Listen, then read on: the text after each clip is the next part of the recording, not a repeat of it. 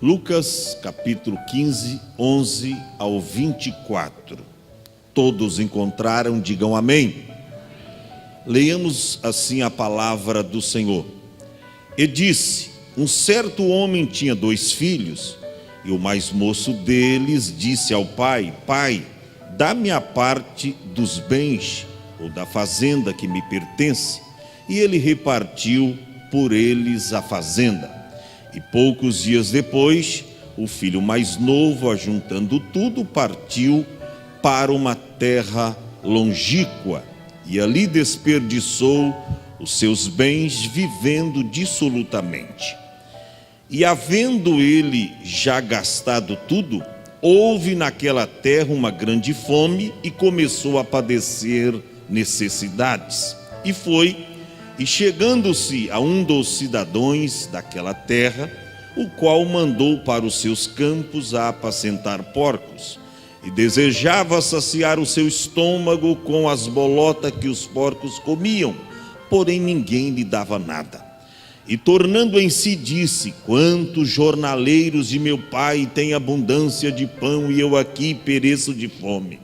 Levantar-me-ei e irei ter com meu pai, dir-lhe-ei: Pai, pequei contra o céu e perante ti, já não sou mais digno de ser chamado teu filho, faz-me como um dos teus jornaleiros. E levantando-se, foi para seu pai. Quando ainda estava longe, viu-se o seu pai, e se moveu de íntima compaixão, e, correndo, lançou-se-lhe ao pescoço e o beijou. E o seu filho disse: Pai, pequei contra o céu e perante ti, já não sou digno de ser chamado seu filho.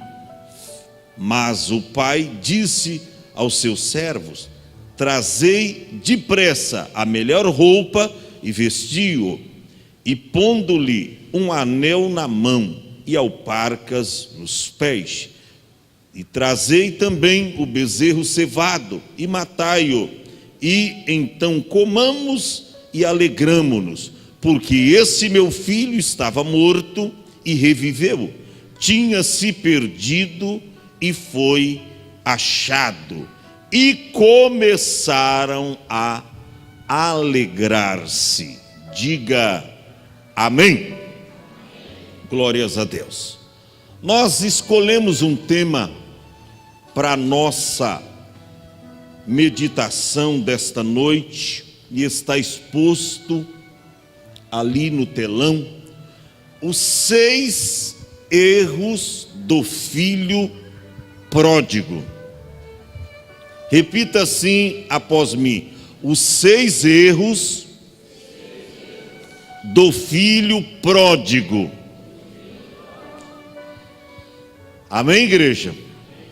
Meus irmãos, quando se fala de erros, eu me lembro do que Paulo diz aos Gálatas, capítulo de número 6, versículo 7, quando ele disse: não erreis, Deus não se deixa escarnecer, porque tudo quanto o homem semear, isto também ceifará.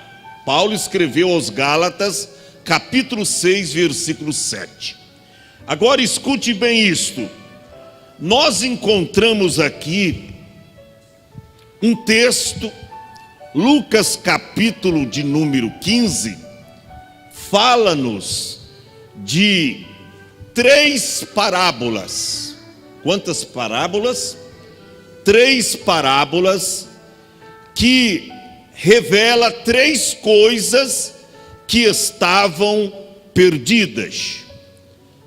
Fala da ovelha perdida, da dracma perdida e do filho perdido. Mas também Lucas capítulo 15 fala de 3 regozijos. O regozijo do pastor, que ao encontrar a sua ovelha perdida, ele a coloca nos seus ombros, e a Bíblia diz que ele se alegrou muito. Também fala da mulher que quando encontra a sua dracma perdida, ela convoca as suas vizinhas e diz: olha, alegrai-vos comigo, porque já achei a minha dracma perdida. Mas também fala do pai, cujo filho, quando volta para casa, ele faz uma grande festa pelo retorno do filho que estava perdido e foi achado, estava morto e reviveu. Agora, nós aprendemos muito aqui nesta terceira parábola. A primeira é a parábola da ovelha, a segunda da dracma, mas a terceira parábola, que é a parábola do filho pródigo, nós aprendemos muito aqui, porque este moço, ele nos ensina uma grande lição para a gente não errar,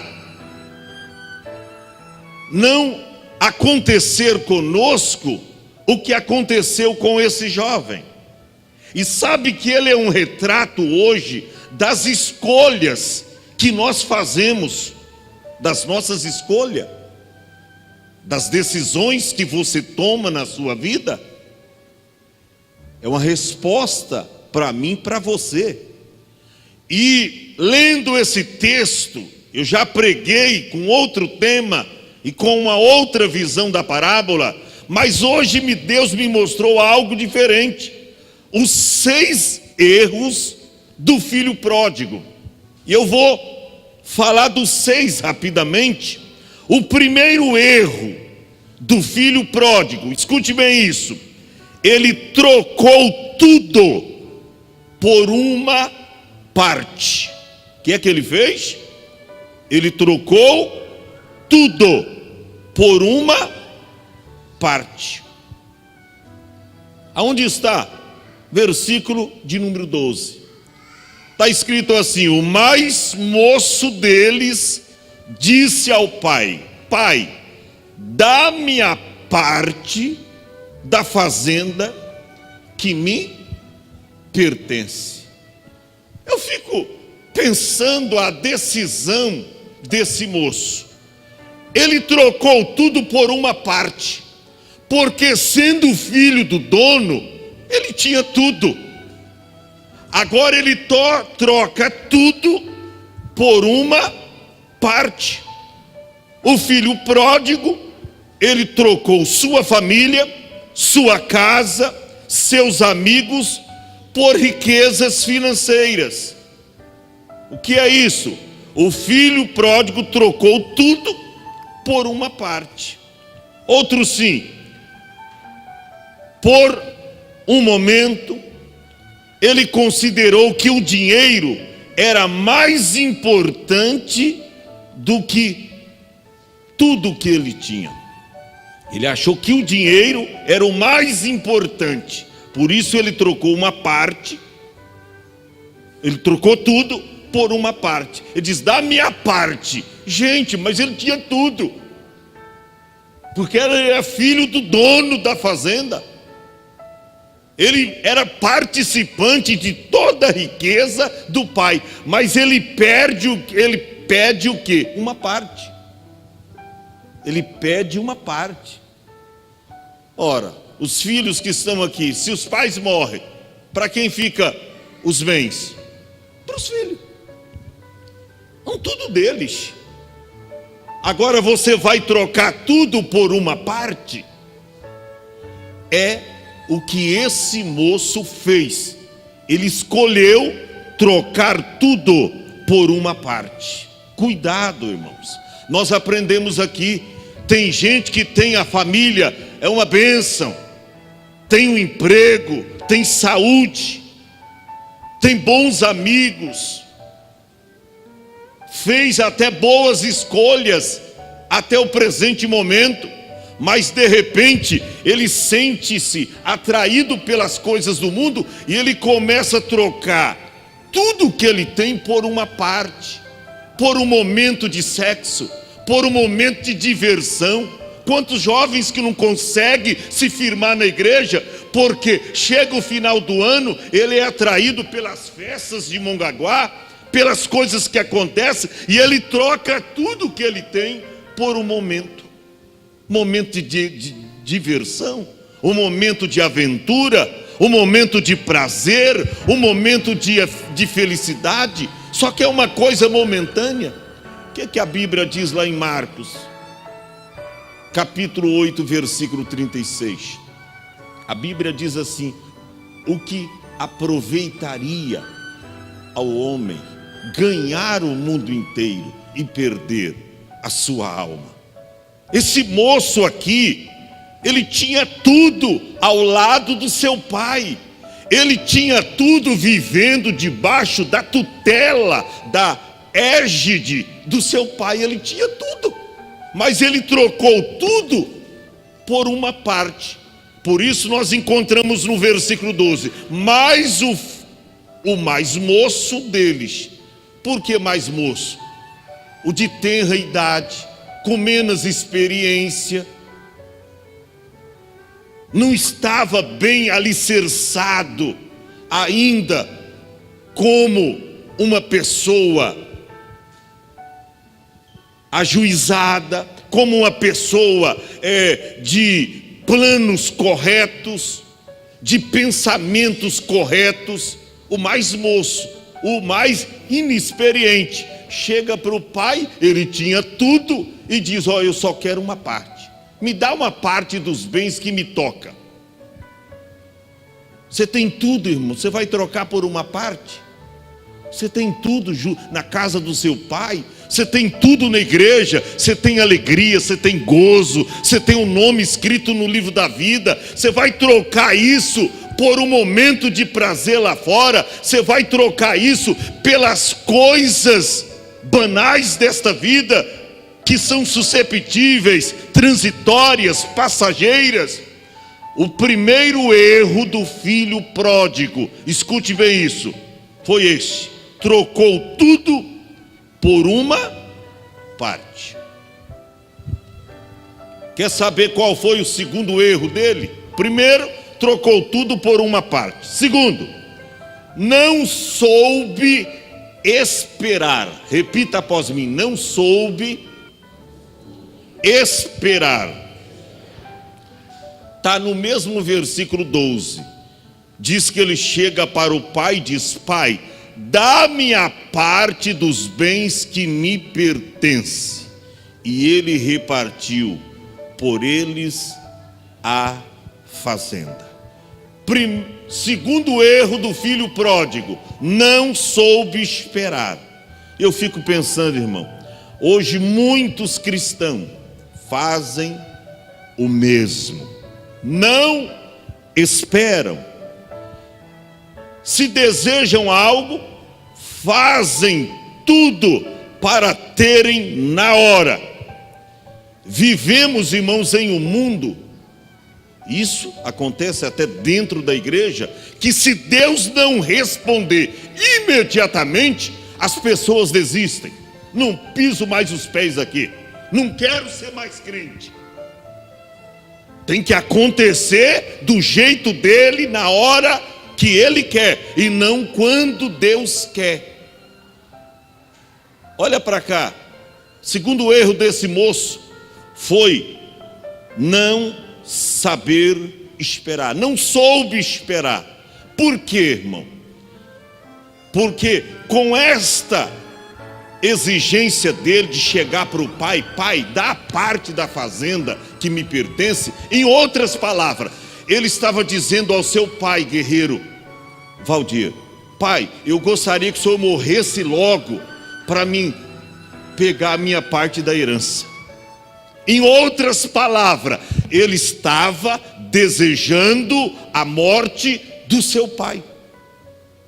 Por quê? Porque segundo a lei, só depois que o pai morre, que o filho entra como herdeiro. E nesse caso aqui, como ele era o filho menor, o filho primogênito, o mais velho, tinha direito da maior parte.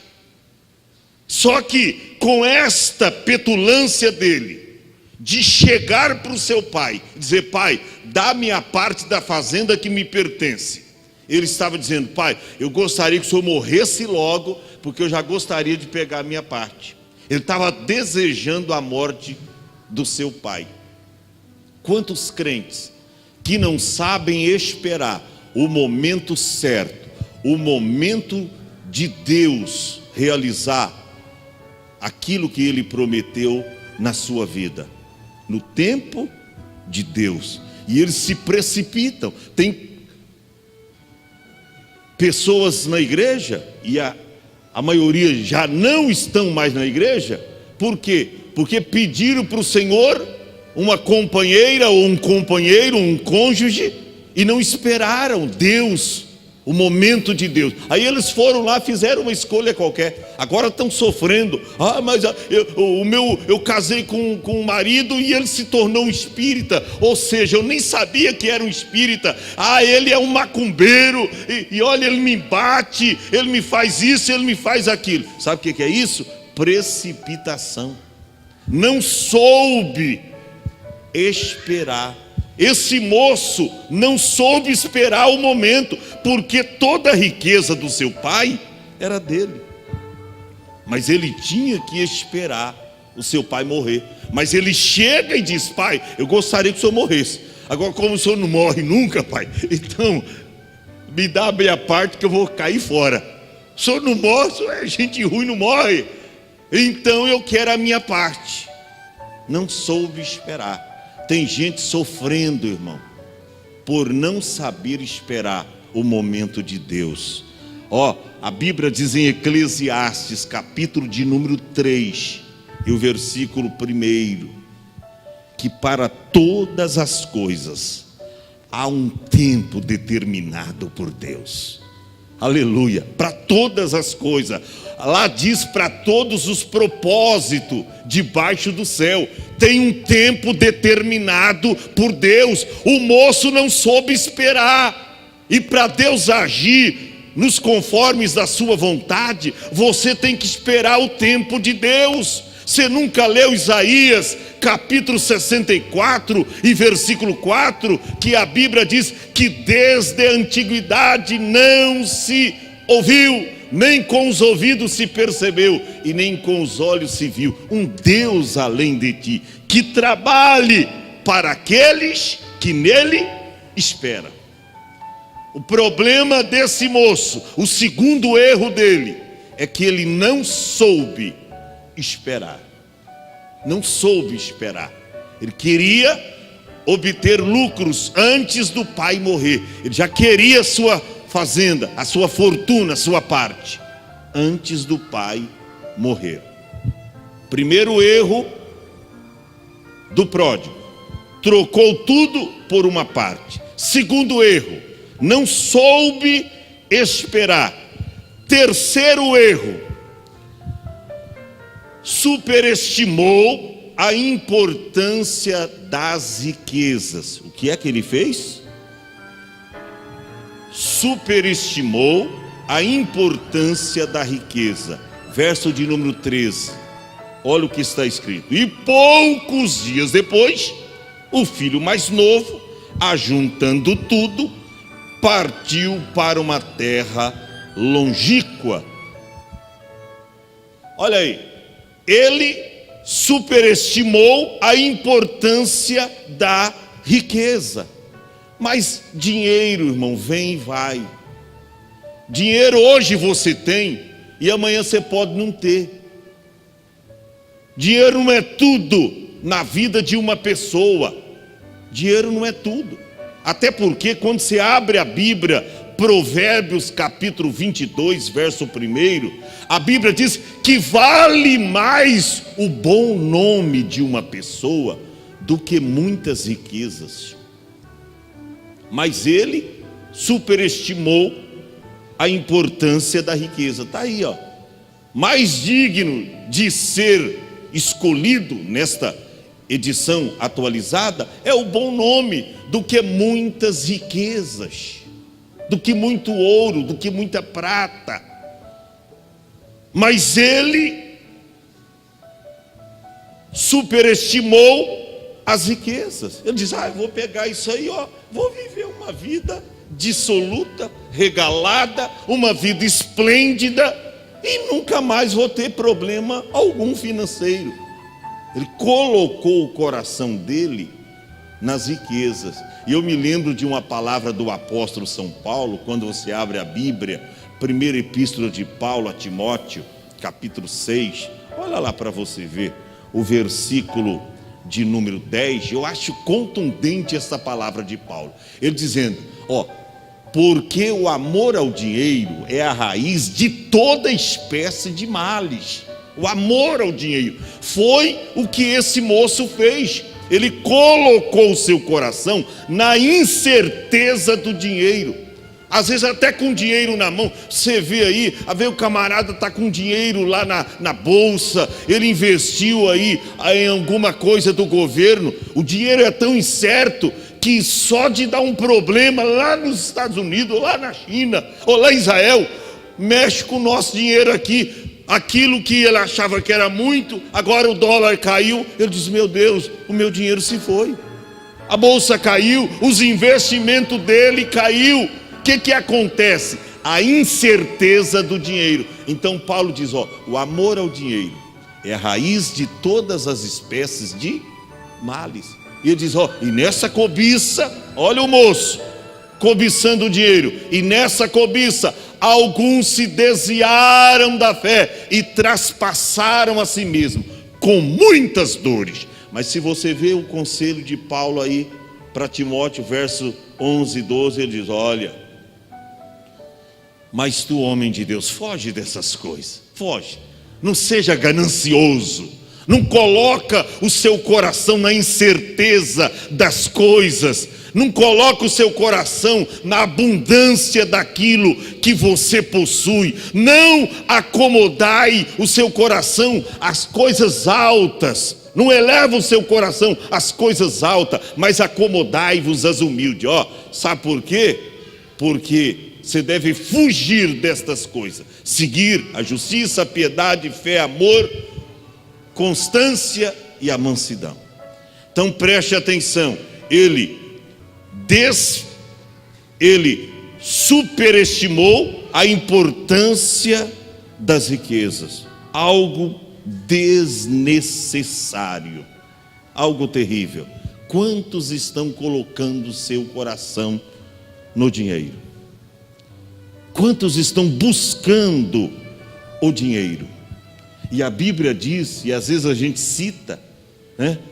Mas coloca no telão Mateus 6 e o versículo 33. A Bíblia não diz que você não deve correr atrás do dinheiro, mas a Bíblia diz que a sua prioridade, número 1, deve buscar primeiro o reino de Deus e a sua justiça. A Bíblia não é contra ninguém trabalhar, até porque a Bíblia diz, aquele que não trabalha também não deve comer, tá? Não come. A Bíblia não é contra, mas a Bíblia diz, olha, buscai primeiro o reino de Deus, a sua justiça, e as demais coisas vos serão acrescentadas. Pastor, o que quer dizer essas demais coisas? Lê o contexto. Você vai ver que Jesus estava falando de comida, vestimenta, tá? De alimento. Ele falava de coisas que traz provisão ao nosso corpo. Mas ele diz, busque primeiro o reino de Deus, sua justiça, porque estas demais coisas vos serão acrescentadas. Sabe o que eu entendo aí? Que se eu estiver priorizando o reino de Deus e a sua justiça em primeiro lugar, enquanto eu estou buscando o reino de Deus, estas coisas concernentes à minha sobrevivência aqui, a minha manutenção aqui, me serão acrescentadas. Não é que eu vou cruzar os braços e as coisas vão cair do céu para mim, não. Mas olha, irmão, o emprego vai vir para você, a tua provisão vem, a saúde vem, o emprego vem, as bênçãos de Deus vêm, enquanto você estiver focado no reino de Deus. Este moço superestimou a importância das riquezas. Terceiro erro do pródigo. Vamos recapitular? Primeiro, o que ele fez? Trocou tudo por uma parte. Segundo, não soube esperar. Terceiro, superestimou a importância da riqueza. O quarto, ele desperdiçou seus bens. Ele fez o quê? Desperdiçou seus bens. Olha o que diz o verso 13. E poucos dias depois, não demorou não, rapaz. Poucos dias depois, o que ele fez? O filho mais novo, ajuntando tudo quanto tinha, partiu para uma terra longínqua. E olha a forma da expressão. E ali desperdiçou os seus bens, vivendo como? Dissolutamente. Irmão, muito sério o que esse moço fez. Todos os nossos atos têm uma consequência. Ele sai do convívio do pai, ele sai da casa do pai, pega a parte que lhe pertence e ele diz: não, eu não quero nem ficar em alguma cidade circunvizinha, eu não quero ficar por aqui porque meu pai vai me procurar, alguém vai estar me ligando, alguém vai estar... Ele foi para uma terra longínqua. Tem uma tradução que diz remota. E ali ele desperdiçou todos os seus bens, vivendo uma vida dissoluta. Pastor, o que é viver uma vida dissoluta? Uma vida esplêndida, regalada a seu próprio bel prazer. Ou seja, ele não se preocupava com trabalho, poupar dinheiro, ele não preocupava em gastar com os falsos amigos, ele não se preocupava. Por quê? Porque ele vivia uma vida dissoluta. Preste atenção. Quando digo fazendo aqui as maiores bobagens possíveis, esse moço fazia. Sabe por quê, irmão? Eu prefiro aqui usar 2 pontos. Primeiro, gastando tudo com uma vida pecaminosa. Ou seja, com prostitutas, bebidas, droga. E o segundo ponto, gastando de uma forma irresponsável. Gastando irresponsavelmente, sem controle, sem nenhuma administração financeira. Ele foi gastando, sabe? E o dinheiro foi indo, porque é assim, irmão. Chega uma hora que acaba, a fonte seca. Ele foi vivendo uma vida dissoluta, gastando tudo quanto tinha. Desperdiçou tudo. E eu fico pensando, quantos que foram tão providos e abençoados, Carlos, na casa de Deus, receberam dons espirituais, foram agraciados com talentos de Deus, receberam o dom da pregação, do cântico, foram talentos natos, levantados por Deus em tempos de sequidão, foram abençoados, abençoaram também muitas pessoas, mas preferiram sair da casa do Pai, foram atraídos por esse mundo e desperdiçou. Eu conheço alguns aí desviados, irmão, só a graça de Deus. Desperdiçou tudo. Missionária Siledes, só conhece alguns. Desperdiçou tudo que receberam de Deus. E hoje, alguns deles estão até blasfemando de Deus. Eu cheguei para um que foi tremendamente abençoado algum tempo atrás no ministério aí, que pertencíamos, e eu encontrei ele desviado. Ele disse: eu acho que eu não recebi. Eu falei: rapaz, você recebeu tantas coisas na igreja. Ele disse: não, eu acho que eu não, não recebi tanta coisa não, pastor. Eu estava visitando nosso irmão, tomando um cafezinho lá com o irmão Walter, a irmã Maria. A Bíblia diz que não devem os filhos entesourar para os pais, mas os pais entesourar para os filhos. E às vezes os pais ficam até, irmão, tendo necessidade, a família sofre algumas necessidades para guardar alguma coisa para os filhos. Aí quando os filhos tomam parte nessa herança, do dia para a noite, gasta tudo. O que valeu o sacrifício dos pais? Que valeu tudo quanto os pais fez por elas?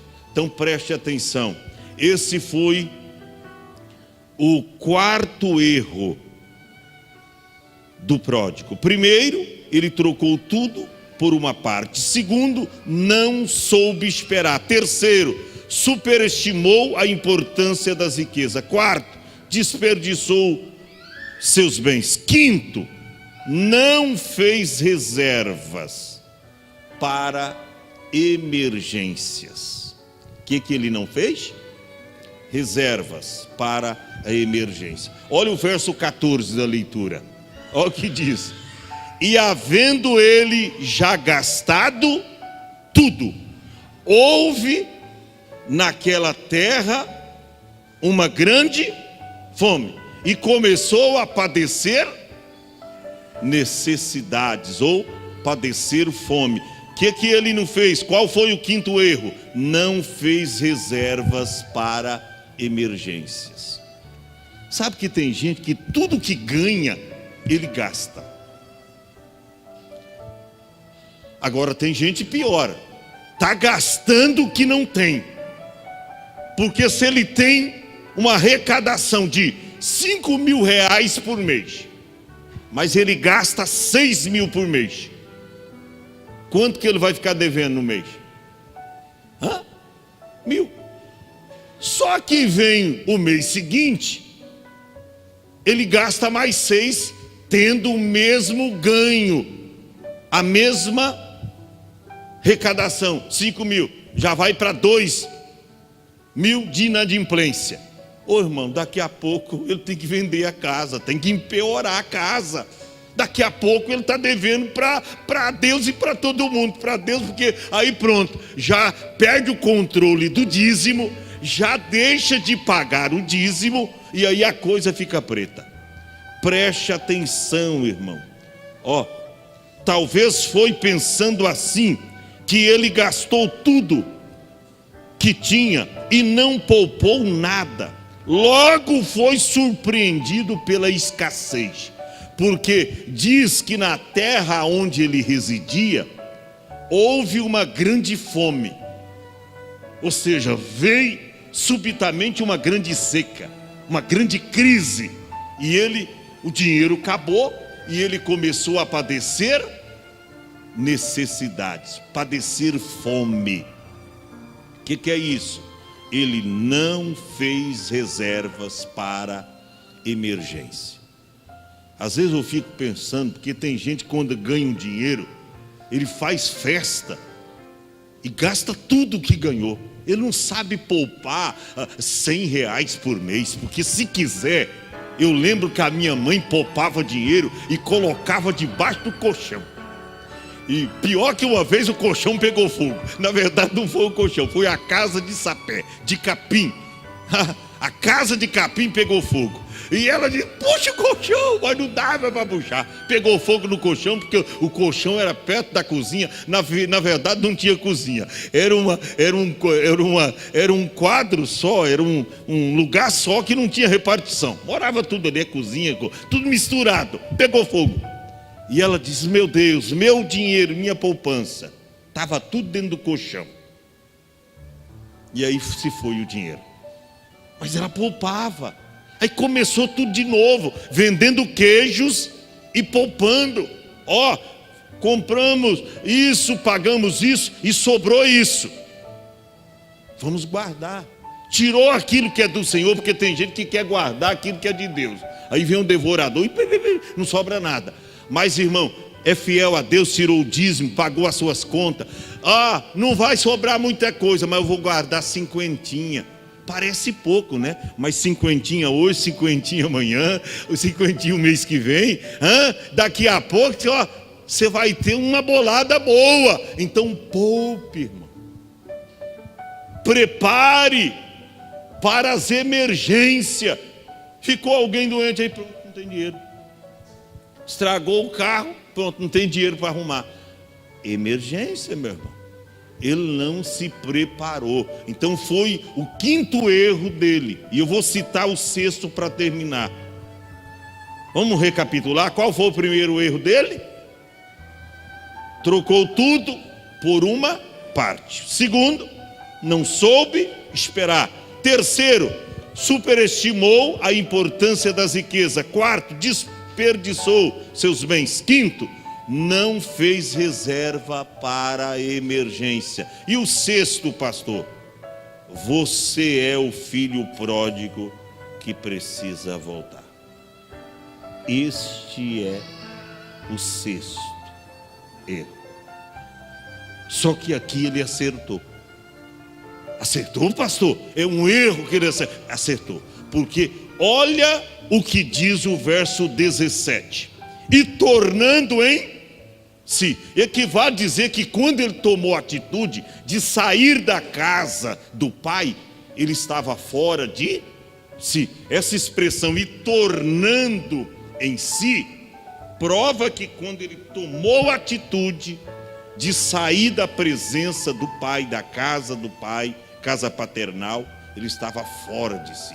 Para mim, um crente que toma a decisão de sair da igreja e ir para o mundo, ele está fora de si. Ele não está em si. Não está em si. Então preste atenção. E tornando em si, disse: quantos jornaleiros de meu pai têm abundância de pão, e eu aqui pereço de fome. Levantar-me-ei e irei ter com meu pai, e dir-lhe-ei: pai, pequei contra o céu e perante ti, já não sou digno de ser chamado teu filho. Faz-me como um do teu ou dos teus jornaleiros. E levantando-se foi para o seu pai. Quando ainda estava longe, viu o seu pai. O pai estava à espera do filho e se moveu de íntima compaixão por ele, e correndo lançou-se-lhe ao pescoço e fez o quê? O beijou. E disse o filho: pai, pequei contra o céu e perante ti, já não sou mais digno de ser chamado seu filho. Quando ele estava conversando e confessando o seu pecado, o pai já viu no coração do filho arrependimento e cortou ele. Enquanto ele estava lá dizendo: pai, pequei contra o céu perante ti, já não sou digno de ser chamado teu filho, ele ia concluir: faz-me. Ele já tinha projetado isso: faz-me como um dos seus jornaleiros. Quando ele ia dizer, o pai já cortou. Porque nós somos servos, mas Deus não quer que você seja escravo. Quando ele estava falando isso, a Bíblia diz: mas o pai disse ao seu servo: traz-me depressa. Interrompeu o filho na sua confissão: traz-me depressa a melhor roupa, e vestiu, e ponde-lhe um anel. Uma nova aliança estou fazendo com esse meu filho.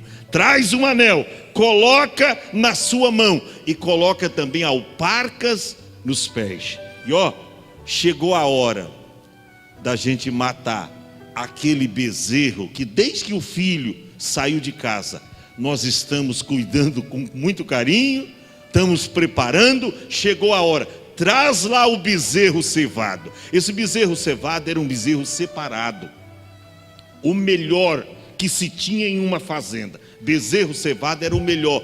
Ele era cuidado, trautado, limpinho, escovado, com muita saúde, para um momento festivo e de muito triunfo. Era o momento de maior gozo de uma família, quando se trazia o bezerro cevado, preparado muito especialmente para a festa. Isso valia muito. A Bíblia diz, fica em pé, igreja. A Bíblia diz que o pai diz: traz o bezerro cevado. E matamos e comamos. Sabe por quê? Porque esse meu filho estava morto e reviveu. Estava perdido e foi achado. E a Bíblia diz que eles fizeram o quê? Se regozijaram. Olha para cá. Você é o filho pródigo que precisa voltar. Pastor, peraí, você é o filho pródigo? Eu estou na igreja, pastor. O senhor está falando, o senhor está dizendo para você é o filho pródigo que precisa voltar? Voltar aos princípios, voltar ao começo de tudo, voltar, olha para cá, ao primeiro amor, aquele amor que você tinha antes para com o Pai, voltar a ser aquilo que você era no momento quando você aceitou Jesus como teu Salvador. Sabe, o maior problema hoje da igreja é esse, a inversão de valores. As pessoas estão trocando Jesus por coisas banais desta vida, por um momento de prazer. As pessoas estão trocando Jesus por uma festa que acontece anualmente na cidade. Eu estou preocupado com a juventude da atualidade. Por quê? Porque a palavra já não é mais importante para eles. Alguns querem viver só em função da música. Ah, mas nós somos gospel. O pastor aqui é muito chato, não tem aqui parada gospel. Aqui não tem noite gospel. Aqui não tem o gospel. Aqui não tem gospel. E as pessoas estão trocando Jesus por coisas banais, por um momento de alegria e prazer. Mas olha para cá. Esse foi o grande erro do filho pródigo. Foi: não troque Jesus por nada desta vida. Olha para cá.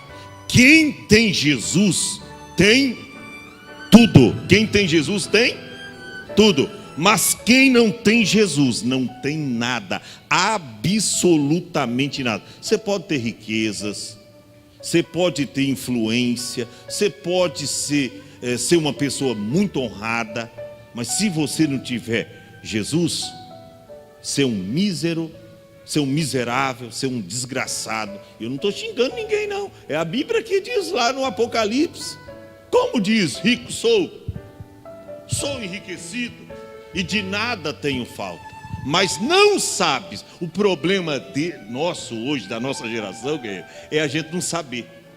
Ele diz, mas não sabe que és um desgraçado, um miserável, pobre, cego e nu. 5 males: desgraçado, miserável, pobre, cego e nu. Aí diz, aconselho-te que de mim compre ouros provado no fogo, para que te enriqueça, e vestes brancas, para que vista, e que unges os teus olhos com colírio, para que vejas.